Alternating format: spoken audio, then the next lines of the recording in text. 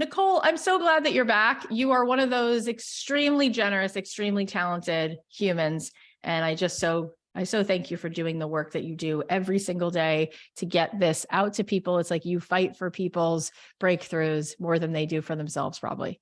Thank you so much for having me, Kathy, and for those very kind words. I'm honored to be back.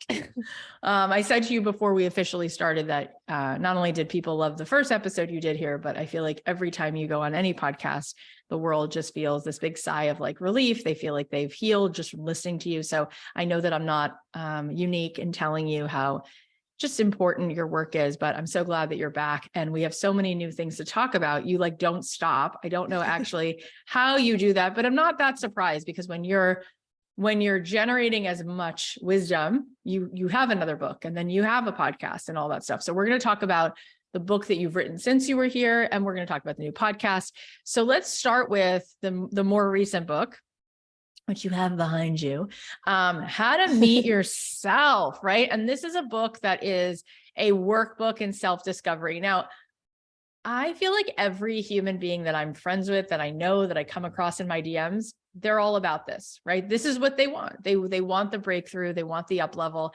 And yet, boy, does that feel like it's hard, right? Boy, does it feel like not being a pleaser or choosing our alignment. It just feels like that's a stretch. So tell us a little bit before we even get into the sort of nooks and crannies of the book. What the hell is this with people where we know that there's more possible for us to feel better, to have healthier relationships, and then we like sabotage ourselves or we stop ourselves from like knowing the scary truths we need to know?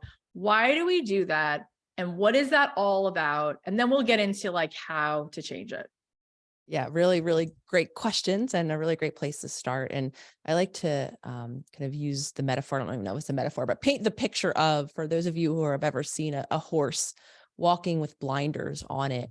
Very much, I think that describes the human experience. We're so subjective to our habits and patterns, to how we know ourselves to be, many of us living that particular habitual way for decades, that it's hard to really become conscious of that reality, that most of what is creating our daily experience are habits and patterns, or an artifact of our conditioning, our earliest experiences, and not who we really are. And as I was writing the first book, How to Do the Work, I talk a lot about that, coming to conscious awareness, that all these ideas of who we think we are aren't really our true self. And it became clear to me that humans, we are blinded. We are subject to ourselves, and we do need to know where to look. So the idea even of this workbook of a guide, a deep dive into these concepts, the reality again that we're all habitual beings, living more often than not the same habitual patterns, because as a human, we desire that. We're actually wired to prefer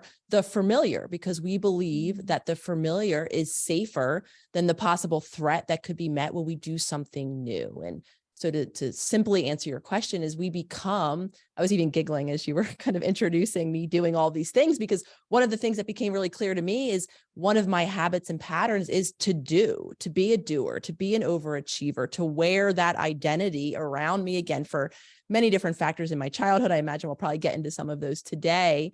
And so having a giggle that so much of my journey now is to stay grounded in that more passionate, purposeful, I'm doing it from the heart place, as opposed to I'm just doing it because I can, or because I want people to perceive me as achievement driven, as I once had done for a very long time. Oh my God, you're singing my song. I mean, I completely and totally relate to that.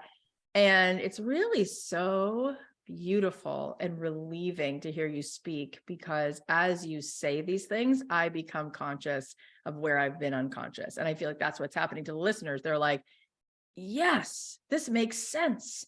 What is familiar feels safe. There's a part of me that identifies with a thing and an avatar of who I think I am. And I know I'm not that. And it's just so powerful. I want to ask you this. I was doing a live workshop. Somebody came to it and she raised her hand and she said, you know, how do you think it's possible? Forget 100% better, but how do you think I could get to a place where every day, 60% of the day I felt good? And I just think that alone was fascinating, because if you went to a physical doctor, a medical doctor of anatomy, and you said, I would be happy if I felt physically good 60% of the day and 40% of the day, I would totally be okay. If I felt nauseous, had a headache, horrible back pain, the doctor would say, well, that's not okay. Like, we want to get you to feel good all the time. Like, if there is a symptom like that, that's a red flag that, like, we got to change your diet. We got to change your sleep. Like, that, we're not tolerating that. But Nicole, what I think is so fascinating is that people almost don't even believe that there's a possibility that they can feel emotionally good 100% of the time. So that's not even a goal. It's like, oh, that's even possible. I have no idea that I could have a general feeling of well-being. I just don't even believe in it. So let's talk about, what is it that's keeping us from feeling even 60% of the day really good? Because I don't think most people, if they're being honest, say, yeah, 40% of the day is a struggle, but 60%, I'm 100% lit. I'm all good. I'm patient. I'm relaxed. I'm in the moment. It's like, no, that's not true. So what is keeping us from having more well-being? And as you were saying, becoming conscious of these like thoughts that are habitual, how can we actually make a difference there so that we can start to break through? Well, I'm pleased, Kathy, even to hear your kind of definition of well-being as being a present, grounded being. Because I think one of the things that we do ourselves a disservice is when we have the expectation, or when we define good as not feeling anything, as being non-emotional. And that it just isn't a human reality of experience. We have emotions for a reason. They're what make us feel alive. They're what connect us to the present moment. And oftentimes they're not pleasant, or the more, kind of bunny-eared positive type emotions like joy. So to define, as you, I think, beautifully did, well-being is being a connected presence in our life, which then allows for the variation of emotions that generate the human experience, right? Then I do believe that is something we can strive for. Though, to speak to your point, I would imagine that you are not incorrect in that the large majority of us don't feel that. We might have, and for a very long time, I like to describe myself as a hippie at heart, where if you would ask me, there was two things I was always seeking in life. And one of them was peace. And one of them was this idea of freedom. However, if you were to ask me or experience me in my lived experience, I was 0% of the time peaceful, let alone being able to feel free in terms of the choices I was making, et cetera. So ultimately, I am one of those people who, in terms of grounded presence, being connected to my lived experience, that just wasn't part of my story. And for many of us, that story, or for all of us, that story is written in childhood, and what our earliest environments looked like, and what resources we had available to us, in particular, what emotional resources that our caregivers were allotting to us, what presence they had for us. Because again, when we are in childhood, we're dependent on the world around us to meet our needs. And when we don't feel safe, when we don't feel able to connect with our emotions that we can understand, that are completely overwhelming in childhood, when we don't physiologically have another nervous system that's in that safe, grounded, connected place to help us regulate, or to co-regulate, as they call it in the field, we will begin to adapt. We will begin to modify our existence by maybe suppressing our emotions that weren't welcomed or that were shamed, or by shifting into different, like you'd even described it, ways of being, where we become an avatar, because that was the safest way we were able to maintain those earliest connections. So important to note is that we're all raised by other humans that were limited by the generations, the context in which they themselves were brought up, were raised, were taught. So for many different contextual, cultural, systemic reasons, the large majority of us weren't raised by these grounded, peaceful humans who could navigate their emotions and therefore teach us to do the same. Oh, it's so good. I want to say two things. First, an observation based on what you just said, and then a question. The observation is, I think about I love how you began when you said, great, well, let's define that well-being is not necessarily, I'm happy every second, but rather I'm available to witness what is, right? I have a capacity to be with it. Because I think about people like the Dalai Lama comes to mind, right? That just image, when I think of like a genuinely happy person, and the thing about him, and I'm projecting, I don't know him personally, but what I perceive is not that he's chasing a feeling of joy all the time, but the fact that he's available to sit by the river and be with what is. You could call his feeling well-being because he's not needing something to be different in his environment to feel at peace. He's able to feel sympathy and empathy for the suffering of his people who are in exile. He's not unaware of it. Again, I'm projecting, but this is how it really does seem. And yet it seems as though he's not just happy, he's like beyond happy. It's like it's such deep peace. And I think you're so right. I think we're such outcome driven humans that it's like, oh, well, the reason I can't find happiness is because my happiness is dependent upon a feeling of joy or this amount of income or this amount of likes. And therefore this thing in my environment won't change. And it's like, you're saying, no, can you learn how to find the resourcefulness and peacefulness of mindfulness to allow all feelings to exist? And then you know what happens? Something that looks maybe better than joy, right? It's like an equanimity, and holy smokes, I feel like that is something our society does not sell, So I want to ask you another question I had in mind, but before I do that, I want to ask you about that. What is it about equanimity that is actually sexy and more than having the muscle to be so happy and lit and joyful? What is it about equanimity? What does it take? Because to me, the moments when I've actually ever bumped into equanimity, that is literally freedom. That is what freedom feels like to me. And that feels better than having a certain amount of downloads on my podcast or my husband getting me a gift. That feeling of being free, that I can find some sense of presence in whatever is happening. Those are my happiest moments, even if they're not happy. So tell us about that and what might be one tool that could allow people to have more of that in their day.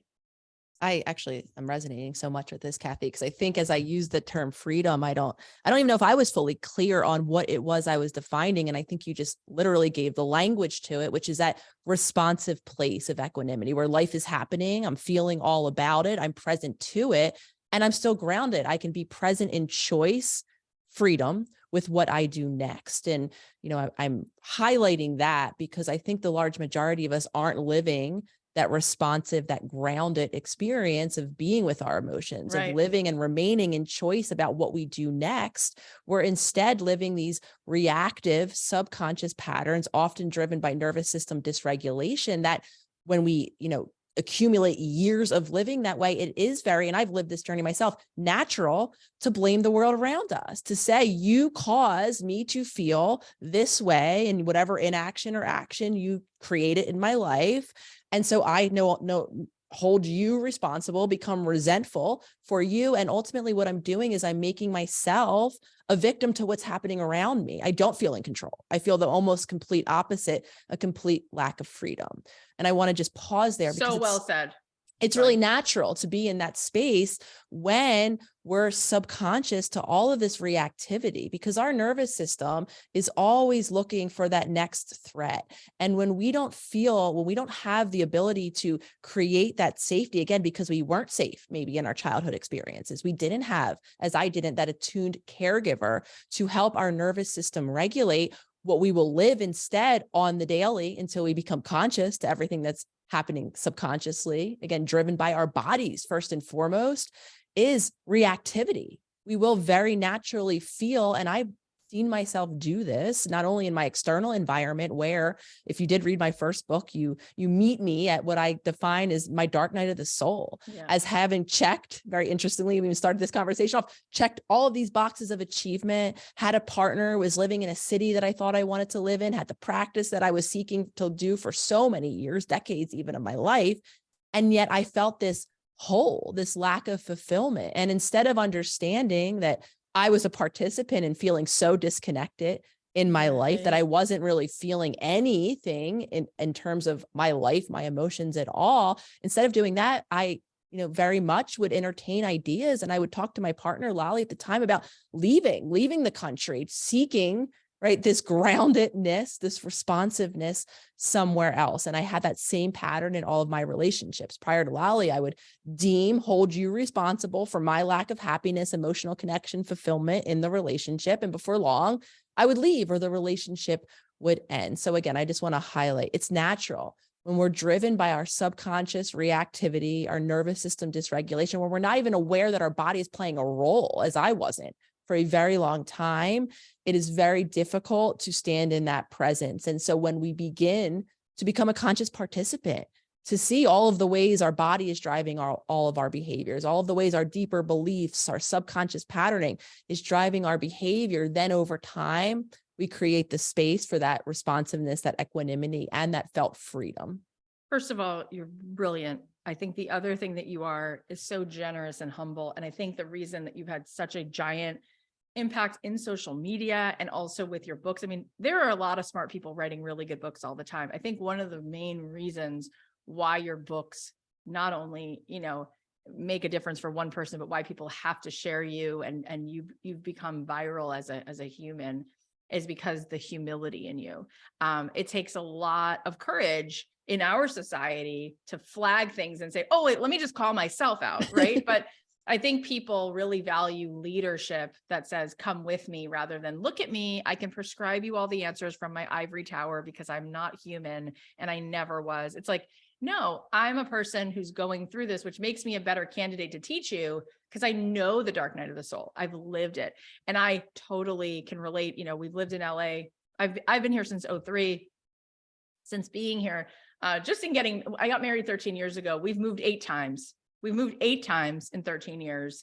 There's always this restlessness about, well, if there's a different window to look out of, if there's a different vibration in the backyard, like that must be what I need. We'll move over here, we'll move over there. And like now we're up in Brentwood. I live over this little bridge. We live in this beautiful home. And I'm like, you got to check yourself, Kath, because you've got this amazing thing. And what you really want is the feeling of the lightness of your own being. And that requires you to show up and set down all the ways your nervous system wants to go back into a pattern.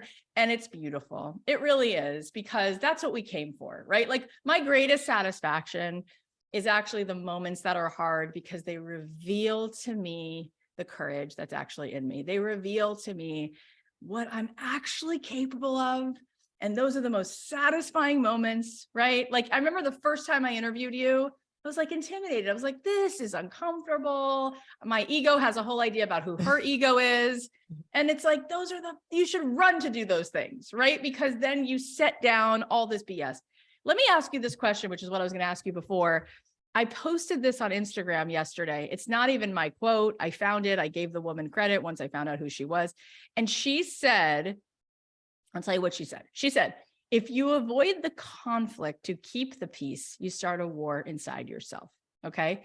Now, why I'm bringing this up to you, the woman, by the way, somebody told me who wrote this on Instagram. She's at Coach on Call. So shout out to her. I think her name is Cheryl. I say this because I've posted, I don't know, many, many things. That post got like so much fire. And I wonder how many human beings have lived their life trying to keep the peace and saying, oh my God, that's correct. There's a war inside myself. Now, for me, I posted that because that's been my dark night of the soul. I am wired into being a pleaser. I had a father who was abusive. Alcoholism in my family, was trying to never be in the middle of the crossfire.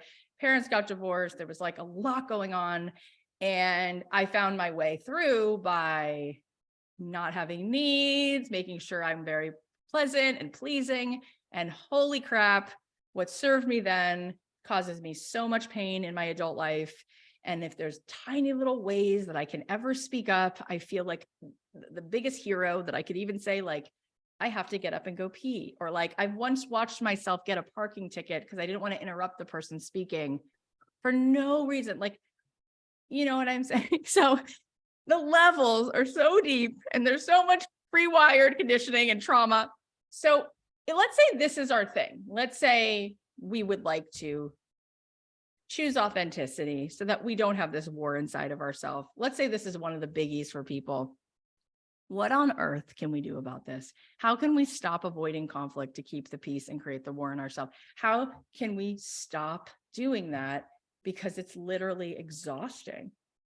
I have to say I was giggling with you, not at you at that moment, because I can tell you innumerable moments where I have compromised myself, my wants, my needs, in any given moment for a very similar reason of concern, of pleasing to someone else. So the first step, as I will always say, to create change or to do something differently is to compassionately, objectively, non-critically or non-judgmentally see where you're at. So all of us can celebrate. If you can hold your hand up and be like, geez, I have these people pleasing tendencies, that's already a step in creating the change. Because until we can see how, you know what, we are not speaking up when we need to, we are not voicing our emotions or whatever it is, we are showing up, even though I know I have no resources, I'm exhausted, but you need me. So I'm going to just trudge on through to be there and be present for you. Until we see that we're doing that, we're not going to be able to create change. And when I, hear that quote, that's very beautiful around conflict, and actually heard you speaking about these moments of difficulty being learning moments, right? We have to then be really clear and honest with ourselves of the moments where we're avoiding the difficult conversation, the possible conflict. And many of us might have awareness of where it began in our childhood. And, maybe it began because there was, explosive chaos outside.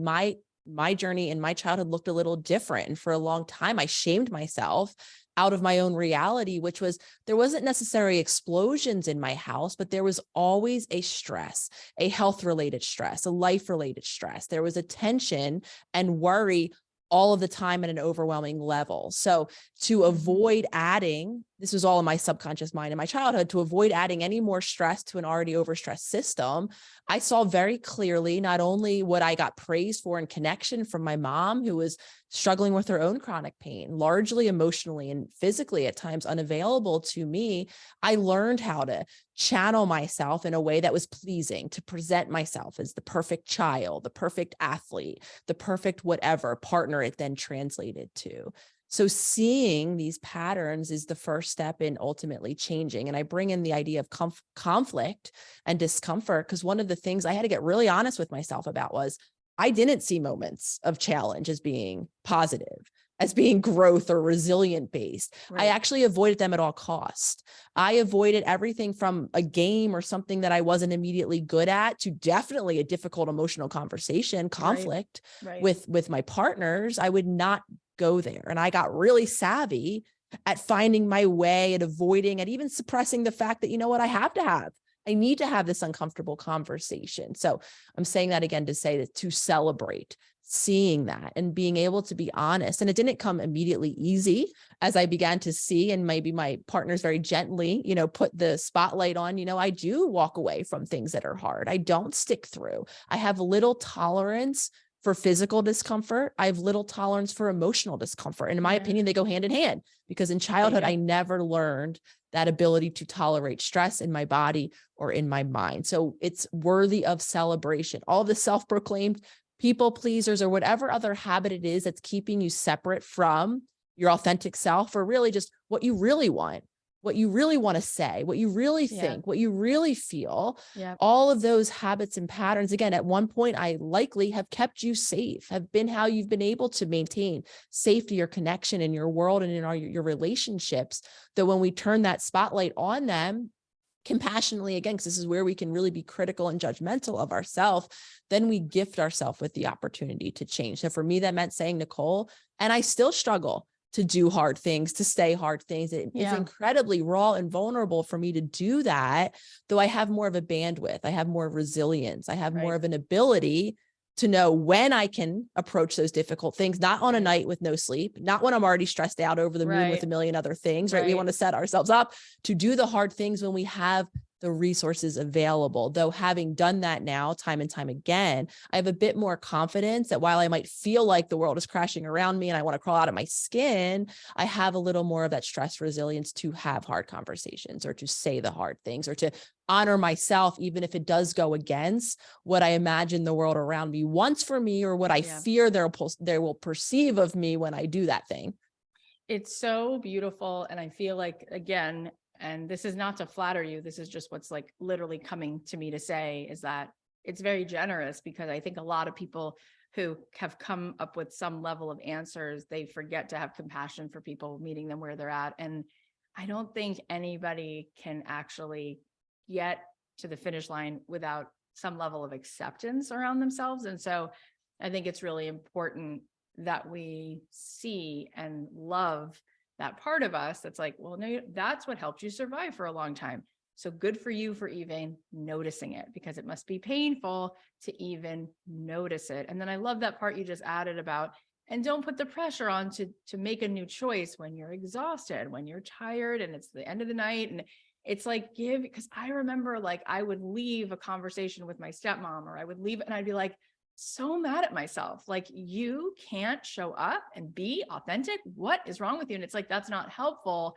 Instead, what you're saying is just celebrate the fact that you saw it, because there's a gift in that. And in this new workbook that you have, in this new book, you really help us get to finding the authenticity in who we are. And a few months ago, I had yet another, this happens all the time when I'm available for it, just a painful awareness. And the painful awareness came from talking to a friend about something that had just happened with some business colleagues. And she said, wow, this is a really big integrity cleanse for you. Like, you just saw where you became the girl in 6th grade who was actually trying to do and please people who you don't even know why you're doing that. And then it kind of comes back to bite you. And this is an integrity cleanse. And I was like, oh my God, holy smokes. Like, I can't believe I can have my ladder so far up the wrong wall that I'm just unconsciously trying to get validation. And then of course, when I don't notice that, and then it actually goes the wrong way, it's because I didn't need it in the first place. And it was so painful to see that. But the reason I bring it up is because the amount of integrity that I was able to uncover in what really is freedom, I was like, wait, these people, they're not my boss. I don't work for them. I don't need their approval. Oh my God. Like, I can unfollow a bunch of people today. I don't have to win any races. I don't have to be getting the vote from anybody. I can just choose integrity. Holy crap. So that's an experience I had recently with finding my way back to what is actually authentic. And in order to do that, I had to see something that I didn't like that I was doing. And it was really painful to see a girl who's doing that. I'm like, oh, who does that? So when it comes to finding our authentic self, first of all, what the hell do you really mean by that? And what's a good start to maybe having the rest of today be authentically a match for who we are? Really, really, I appreciate you sharing that experience, and I'm relating on so many levels, particularly, really having to hold myself responsible for the moments when I'm engaging with things that are stressful, with misinterpretations. And I have a lot of those moments. And again, all of this comes back from the wiring of my childhood, the reality that I'm used to, right? Having a stressful experience. I'm used to my body being tense. I'm used to always having something to worry about. I'm used to always fearing what someone will think of me, so I don't speak. And now that I've challenged myself to speak my truth, my authenticity, my journey in so many ways, I have objective realities of people who have misinterpreted, who have taken it to mean, or who have their own opinions on it. And the brutal, honest conversation I have to have with myself, oftentimes when I'm sharing with my partner how upset I am by what I'm reading online, is that, Nicole, you went there. You went there as part of your old habit. You know where to look. It's not lost on me where all of the mean, terrible, upsetting misrepresentations of myself and my work are. I, for whatever reason in that moment, hit scroll, looked, and upset myself. And that's the responsibility that I need to take daily. And I'm leading in with, to answer your question of authentic self, and very intentionally, the workbook is broken up into 4 different sections. And the section that I'm imagining most people want to dive into when they buy a workbook entitled How to Meet Yourself, with the idea being your authentic self, is not until section 4. Section 4 really explores ideas like creativity, purpose, passion, interest, those deeper desires that I think are very representative of to define authentic self. Though to get there, and the reason why I'm calling out my own habit is we have to understand our habitual ways we're tending to our body, to our nervous system in particular. For me, it was being aware that my nervous system is often dysregulated, is wired towards stress. I have then the next section you'll meet is all about my mental world. I have all of these fears and worries and narratives about being this perfect person and concerns, and that translates into my people-pleasing habits that are cluttering my mental world. So until we become conscious that we have habits through a practice of daily consciousness, and you'll meet all of those in the workbook, until then we turn the focus on being conscious of our body and how much we can't white knuckle, those of us who have tried with the affirmations, our mind to change the way our physiological body, our nervous system is reacting, is interpreting the world around us. So then we want to turn that focus, peel back that next layer, see all of the ways that our body is dysregulated, see all of the ways that our stories, those filters, me looking for the stressful thing to mirror how my body is feeling tense, right, is creating that disconnection from the self. So that then we can peel back all of that onion by first discovering consciously and witnessing who we aren't. And then we are met with who we really are. What are the deepest ones? What are the thoughts? What are my beliefs? What is my passion and my purpose? And if you would have asked me, or when I met those concepts, passion, purpose, were great ideas about a decade ago for me, not anything I thought I had. I thought that genetic chip passed me by. And it wasn't that it passed me by or anyone else who doesn't feel purposeful or creative or passionate about things. Likely the reason is you're disconnected. You don't feel safe enough. Right. Safety begins in our body. When we're focused on survival, when our body is perceiving a threat at every turn, purpose, passion, creativity, that's last on my priority list. So again, it becomes a unpeeling or a peeling of the onion and unveiling to create the safety and the space to then begin to explore and reconnect with those deeper desires of our authentic self. That makes a lot of sense. And it is interesting how we want to jump to the production. We want to jump to the bearing of the pear on the tree. And it's like, first they need the roots, and we need to make sure it's in the right earth and it's got sunlight. And it's like, well, wait, just get me to the goal. And there's definitely so much in the first three parts of the book. I want to ask you this question because it was, again, very generous of you to give us an actual example in your own life where you got stuck, right? Where you read something someone said, and you're back in your suffering. And it's like, I love how you said, I knew better. And like, I went there. Here's my thing for you. Here's my question. After speaking with thousands and thousands of people, from listeners around the world and DMs and emails, what I see as a pattern in myself and in other people really boils down to codependency. Okay. And it's fascinating because I remember hearing about codependency. I think when I was like 15, my parents were divorced. My mom was reading Melanie Beattie's book about letting go. And I was like, you're codependent. I'm not. Like, I don't need anyone. I am not, actually the opposite of that. Then I realized that codependency could for sure be people pleasing, right? It's like, I might be independent, but boy, do I need to know how you are. And I need you to be okay. And like, that's for sure codependent. So what's fascinating is that all these problems that I see that people have kind of boil down to, it's not a business problem. It's not a currency problem. It's just codependency. And recently, my friend Susie Moore said to me, because somebody said something really rude to me. Oh my God, can you believe it? Somebody said something really rude about me online. They actually made a video about me where they were like just trashing everything I say. She's so positive and so fake. It's just trashing me. And I watched the whole thing like an idiot. And I talked to her about it. And she said, it's not a problem that happens. It's a problem that you think it shouldn't happen. And now you're defining yourself by it. That's the problem. And I was like, bingo. So what I've come to realize, and I want to hear your take on it, is that every human being, they don't even see what is, they see what they're available to see, right? Like you could be sitting with somebody on the same bench in Central Park, and you both see totally different things. You could set up your girlfriend with some guy, and you think he's like the sweetest guy in the world. And she's coming in with momentum around three guys who are total douchebags.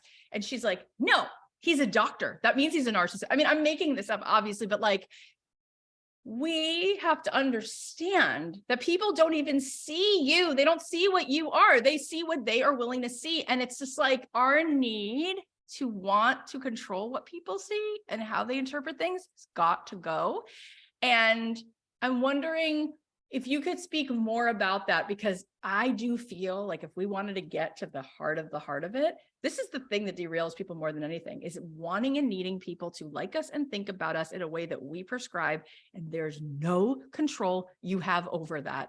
And you have to let that go. And it feels totally off to tell yourself to let that go when that's all you need and want. So can you say more about what you think when that girl wrote that thing about you, or whoever the hell wrote that thing about you, how you actually go to sleep at night when there's all kinds of things that people will say about you?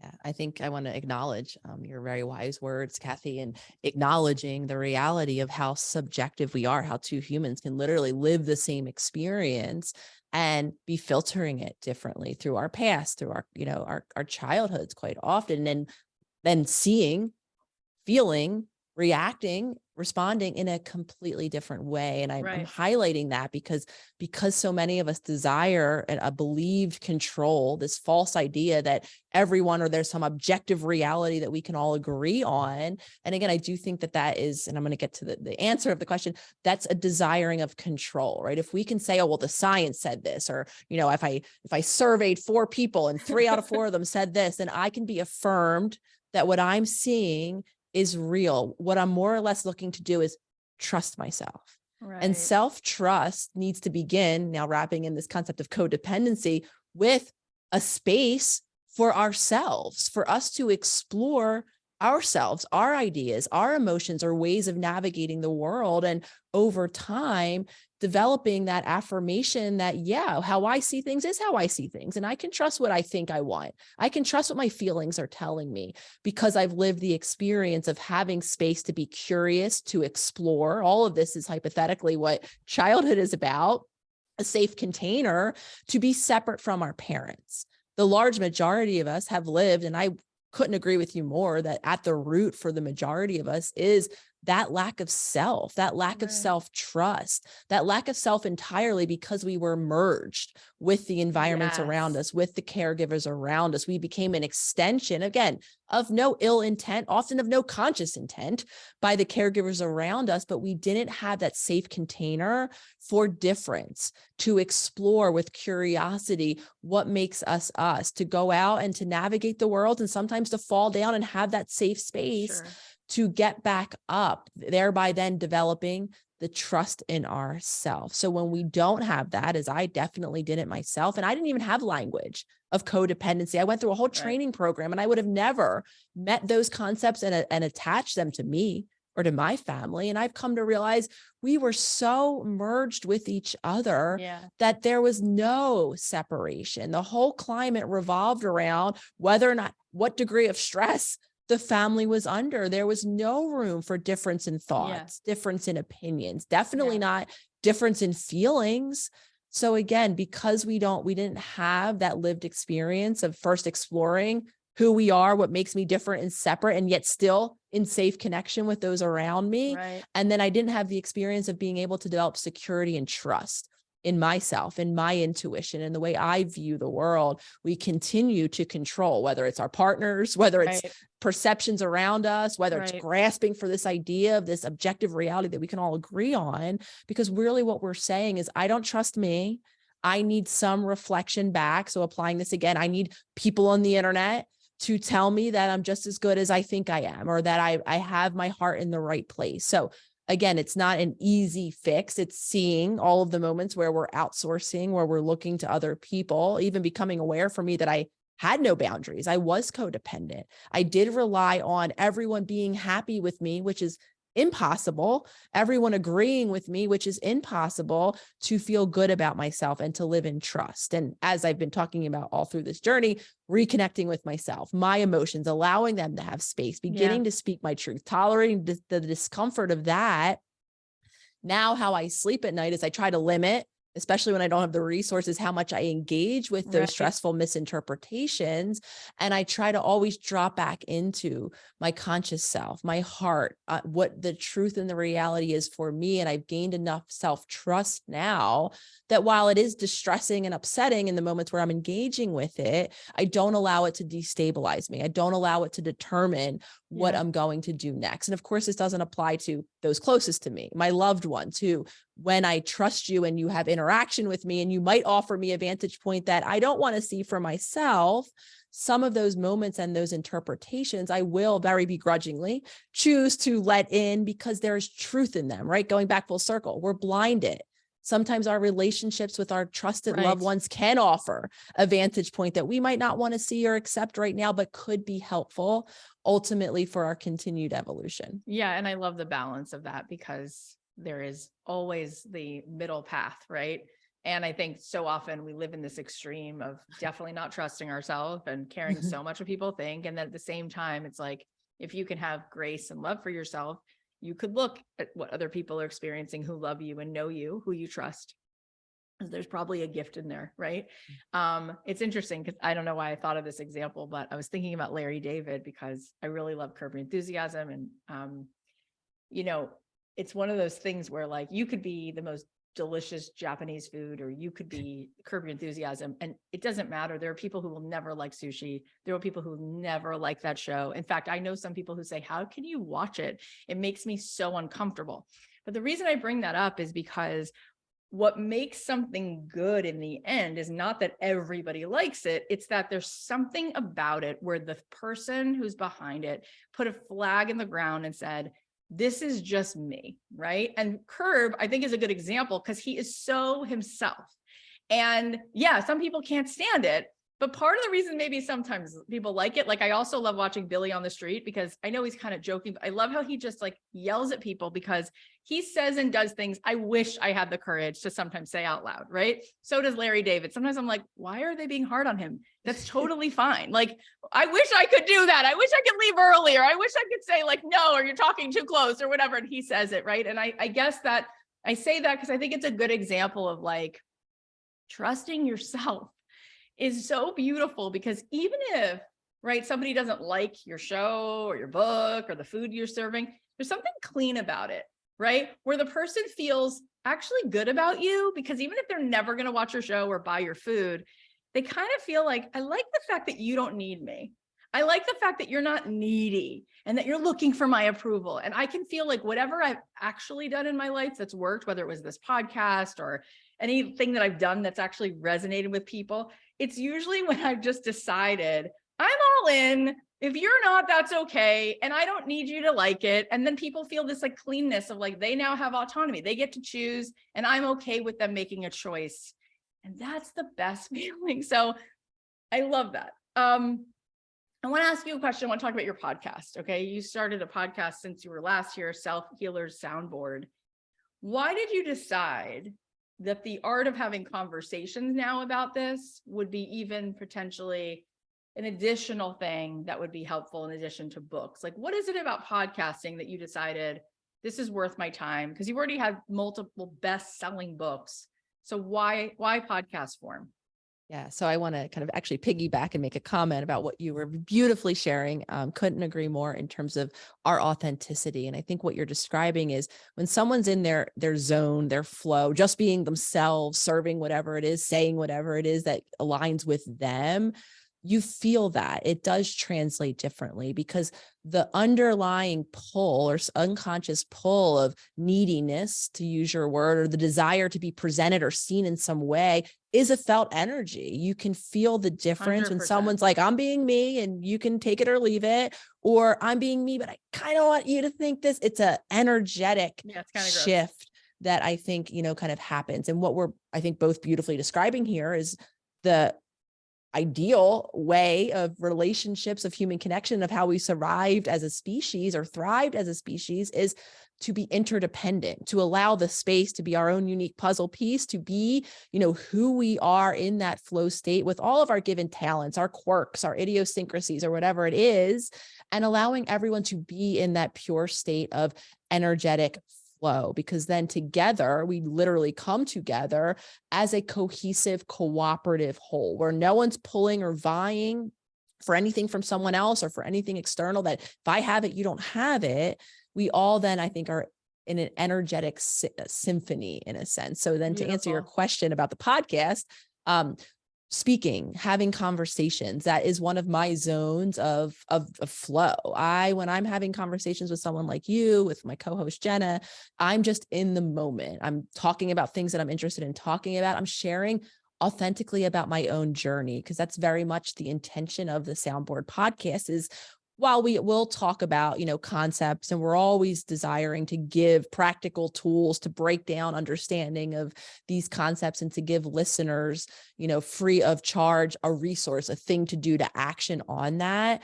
We are very much using that space to explore our own unique journeys. Again, going back to something you beautifully noted earlier, my goal for people isn't to find that one guru whose story resonates completely, because I don't think that exists. That's why Jen and I are co-hosting it. We couldn't come from two different backgrounds and experiences. In many ways, we view life differently, and it's in hearing our stories. We are constantly urging listeners of the podcast, and they're very engaged, whether it's on our YouTube channel or on our Instagram account, leaving comments, leaving their journeys that are very different. We translate that in the SelfHealers Circle, the membership. It's very community driven, community led. It's not just me on a pulpit saying this is my journey, because I'm definitely not going to resonate with everyone. You're not going to have lived the same experiences. Right. So the more in conversation we are with, the more conversations and stories and journeys, I think is of incredible value to creating that beautiful fabric. So it was translating into, again, the written, their spoken, from written to speaking, giving us the opportunity to explore our journeys and to interact with the community in a ongoing conversation. That's very much how we frame it and how we feel about it. Well, I love that. And having had now 2 conversations with you, I do feel like, even if it's possible to say, even more than your books being effective, I feel like just you as a speaker, you're just so great with language and communication, and it's in the resonance of your energy. So I love that you are speaking and having a place where people can continuously hear you just in that flow. I have sort of a loaded question to ask you. I was thinking about it actually this morning, and here's what it is.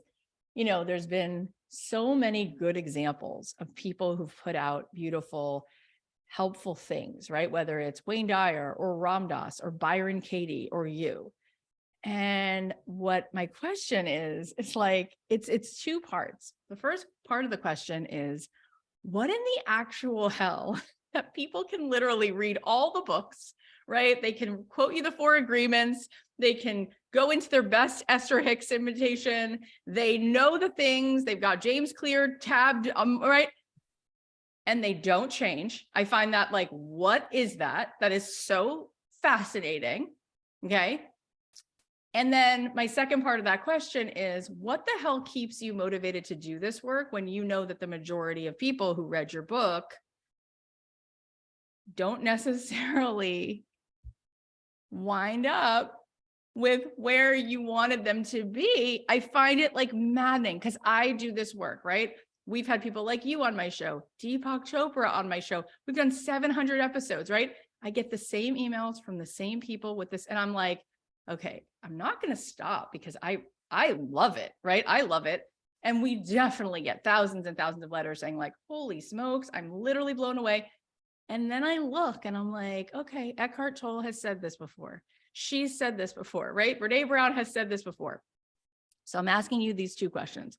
Why, for the majority of people, do they still not have the breakthrough? And what keeps you doing the work when you're aware of that, statistically and realistically?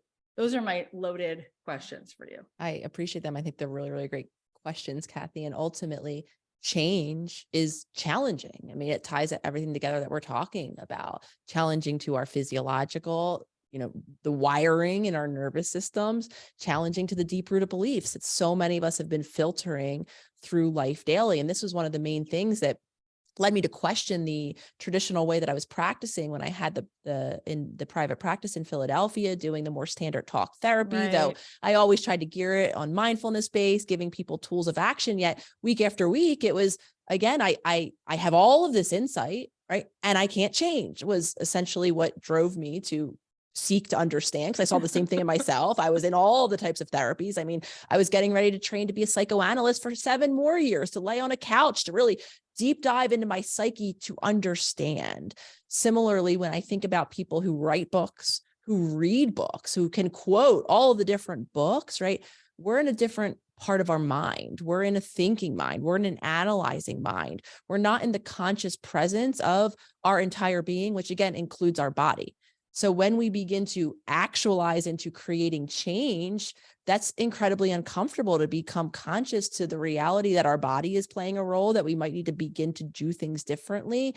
And we all have that subconscious pull that we talked about in the beginning to not do that, to stay in those familiar habits and patterns, because this is how I feel like myself, because I'm so afraid of what could come next. I don't even know who I am without these habits and patterns. So we continue to intellectualize, to conceptualize, to self-analyze, and some of us getting really frustrated and maybe even shameful when we can't translate that into action, which is why you'll always hear me when I break down transformation, change, doing things differently, feeling differently into 2 steps. It'll be become conscious, learn how to shift from that over analyzing. I think a lot of us misconstrue that, or we misdefine consciousness as self-analyzing, wondering where this came from, picking ourselves apart. That's not consciousness. It's noticing that I'm having a thought. That's a state of consciousness. So witnessing all of the habits and patterns that are creating our world, and then creating change. And again, emphasizing the choices to create change being small, consistent ones every day, because the more new we try to do, we read the book, we try to have a new action plan with 5 new things I'm going to do starting tomorrow. I mean, we all just passed the new year when we love to revamp life in a 360-degree turn.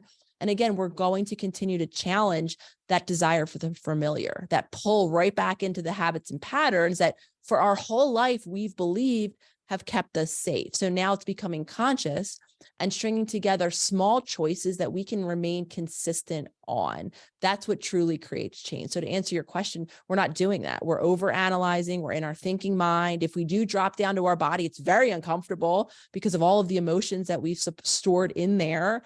And we have to now experiment with new ways of being and walking into the uncertainty of the unknown. No, thank you. I'd rather just stay stuck. I'd rather stay in the habits and patterns that, I'm most familiar with. I'm more comfortable here than walking into the unknown. Oh, it's so helpful to hear you break that down. I feel like everybody got so much out of this whole conversation, but that part, because you just called out, it's kind of like Seth Godin, who's a mentor of mine. He wrote a bunch of great books, but one book he wrote, it's this tiny little book. It's only 75 pages. And his publisher said, I don't even want to publish this. It's like a pamphlet. He's like, I've given you bestsellers, just put it out. And it's called The Dip. And the reason I love it is similar to what you just did, where he just anticipates for you, like, you're going to hit a dip. Like, you can read all my other books, but here's what's also true.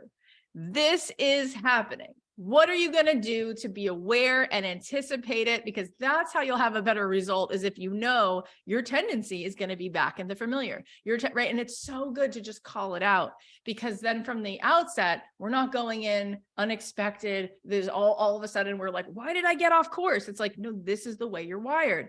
So when you've looked at the people who were coming to you for therapy, or the people who've read your books, who've been in your community, or the people who are in your membership, who do seem to break through. I know that there's different ways of measuring why people are successful with goals, right? Like Angela Duckworth talks about grit. It's the gritty people that wind up getting to the other side. In your lived experience, if you're thinking just quickly about the people who you have seen be able to conquer what you were just saying, get conscious, go into the unknown, make a new behavioral change, and get a different result, what do you think they all have in common? What do you think allowed them to do that? I think this might be counterintuitive to the listeners, but it's actually those setbacks.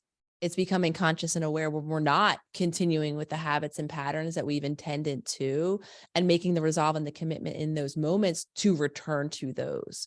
Because very beautifully, what we're talking about here again is rebuilding, or that strengthening that self-trust muscle. Because I'll be honest, I have many habits that I know benefit me, help me feel grounded, present, equanimity, like we were talking about, in that responsive place of, passion and purpose and flow. And I'll be perfectly honest, I don't do them consistently. There's been many moments I was sick over the holidays and I spent weeks away from my more physical habits of moving my body, which again, for me is helpful in regulating my nervous system and keeping me in that grounded present place. However, what is different now is I've fallen off my habits a million times since I started creating them, however many years ago it was now. And I become conscious of when I'm not making the choice to do them. I give myself grace and compassion, even if the reason isn't quote unquote good enough, or, I don't deem it worthy enough of a reason. It's the choice I've made in that moment. And then I give myself the opportunity in every new moment to make a different choice. And having fallen off my habits and returned to them, not because someone told me, because I've been in my body. I feel different. I feel less agitated. I feel more grounded. I'm able to more enter that flow state that for me is indicative of me being in that heart-centered, authentic self space, to use myself, as one of my partners, Jen, always says, as my own proof.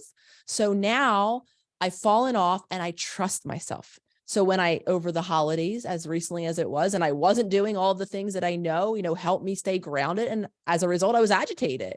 I was reactive in moments that I wouldn't have been. I was probably scrolling on those pages that I talked about earlier that I shouldn't have been, or that I know only increase my stress. I now trust myself, and I trusted myself to return. And since then I have returned. So I think, to answer your question, that's the difference, is remaining present to all of the choices that we're making, even if they aren't ideal, aligned with our intentional future self, whatever it is that we might want that to be. Because even in those moments of, I would even challenge calling them setbacks, I would call them the choices we made in those moments. What we're doing unconsciously is we're rebuilding that trust muscle, that intuition, that ability for me to discern, right? The moments when, I do need to just stop and not do the things that I intend to do. And the moments where I can push myself through a little bit of the discomfort of wanting to stop, knowing though that I have the resources to do differently. That's our journey, is to discern essentially what works for us. And I believe they're built. And that's what the difference is between those groups, is we've stayed present enough to ourselves and our journey to allow ourselves to make those conscious choices at each moment, as frequently, because that again is unrealistic, as possible. Okay. Because we trusted ourselves. Beautiful. My last question for you before we end, so many people who listen to the show speaking about purpose, right? Not only want to become conscious and more aware and have equanimity, but once they have that, they would like to be giving to the world, right? They would like to feel that they're in their own sense of flow. And I want to ask you a question from the standpoint of a content creator, of a person who's created a beautiful empire out of doing things that make you feel alive, right? I don't really look at your work as a job. I kind of see it as an extension of you being in alignment. And I think that that's like really a dream for people, that they wouldn't have a job to go to every day, but they would be in alignment. And I'm curious about what you would say when I ask you, if you had to look at what you would guess over the years allowed your content, whether it was your Instagram posts or your books or the things that you've monetized where you can actually help people, whether it was one-on-one sessions or memberships. If you had a look at the things that you offer and you had to guess why you think those might land more than maybe somebody whose things are not landing, what is one thing about showing up in service that you think actually makes the content digestible or shareable, or allows for you to build this beautiful business out of the business of your work, right? I'm just curious from that standpoint as an entrepreneur, which you very much are, such a successful entrepreneur, regardless of what it is that the content's about, what you think is part of what's allowed that success. I think it's probably two things. The first one being, I imagine at this point in the conversation, it won't be of surprise, is being authentic, speaking my truth. Because if I'm, again, being perfectly honest, when I created that Instagram account, however many years ago it was now, there was a filter. There was that worry of what will my colleagues think? What will this person think? What will this great? All of this kind of vetting or removing myself from what I thought and what I wanted to say and has been helpful for me on my journey. So it has been, and to speak to your point, I don't necessarily feel at all like this is a job. I actually often ask myself, like, will there come a time where you're done? Like, what will you do? And I think my true answer at this moment is no. I love thinking about ideas. I love communicating, learning new ideas and then communicating them through my very unique filter, understanding again that back to the point we were talking about, it might not be for everyone, but my authenticity, my journey is for me and it feels good. It allows me to live in that purpose.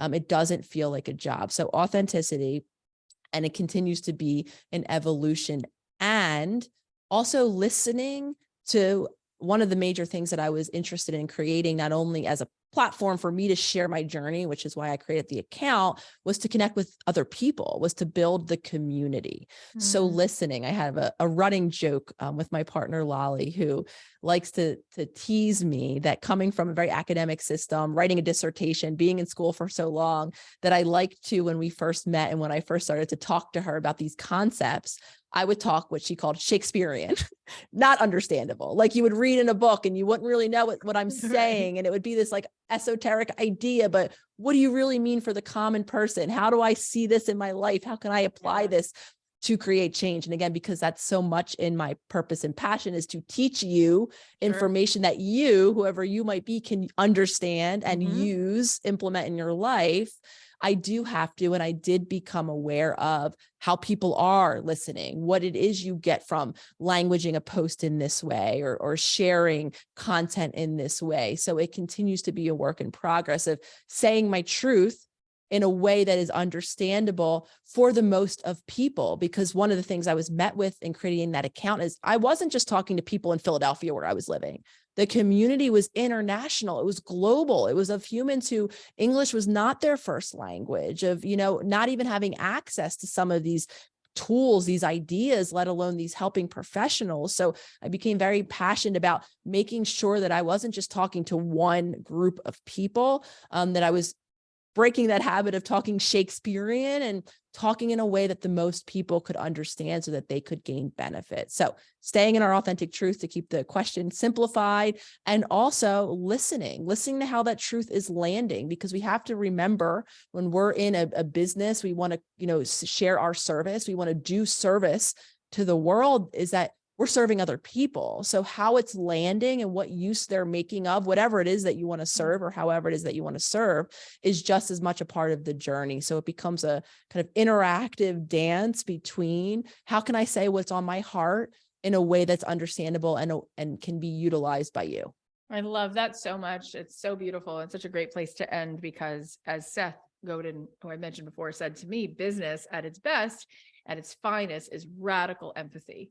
Right? Because a lot of people will say, well, I don't want to sell out. I want to be authentic. And what you're saying is, we're only really talking about authenticity here. And at the same time, this interdependent concept, which means I am speaking to somebody else who I want to serve. So to understand the way they think and the way they talk, ultimately, I need to meet them where they are, right? Because I'm not going to teach a class of kindergartners something the way I would teach a college grad something, or the way I would teach my mother versus the way I would teach somebody who doesn't speak English at all. It's like, just understanding who your audience is doesn't make you less authentic. It actually just makes you more productive in being who you are and getting it across so that they can hear you. And I think that that's a lost art. I think that it's either I'm going to be who I am, and then not having understanding that you get to be even more who you are when you know how to speak in a way where people actually can digest it. So I love that very much. I want you to tell everybody where they can get the book and where they can listen to the podcast, and we'll put all the links in the show notes as well. I appreciate that. So the book is now available by most major retailers. So whatever it is that you like to buy books, you can give a search and hopefully it's there. We're waiting to hear on international translation. So fingers crossed that it can be like How to Do the Work was, in translate it in a point of this conversation of communication in as many languages as possible.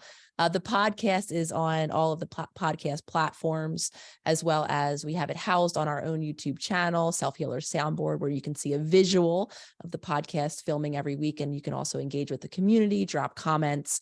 There is an Instagram account created for the podcast page as well. SelfHealers Soundboard is the name on that platform, on the YouTube platform. At this point, the Holistic Psychologist is across all platforms. So however you consume content, whether it's TikTok, YouTube, Twitter, at this point, you can give a search, The Holistic Psychologist, and find me there. You are such a gift. Your humility and your kindness and how much love you have just like pours through you. It's probably the most impressive thing about you is how loving you are. And I so appreciate these conversations. It's amazing to me that you do this and that this content is free all the time, that you just like give this away, because you can get more out of listening to you speak for a few minutes than you could out of trying something for 3 years. So I really appreciate you. And I think everybody else does as well. And I'm so glad that you came back. Thank you. I know you have a bazillion things to do. So thank you for making the time. Oh, of course. Thank you, Kathy, so much for having me. Thank you for what you do, for having these conversations. And thank you for all of you listening. Like I say, this is, in my opinion, how the world changes, is by people gathering together in communication, hearing new information, being open to it, taking what resonates with you, and really participating in this beautiful journey of life. So I'm so grateful for you and for all of you listening, for taking the time and presence with me today. Thank you, Dr. Nicole. You're the best. I appreciate you so much. Thank you.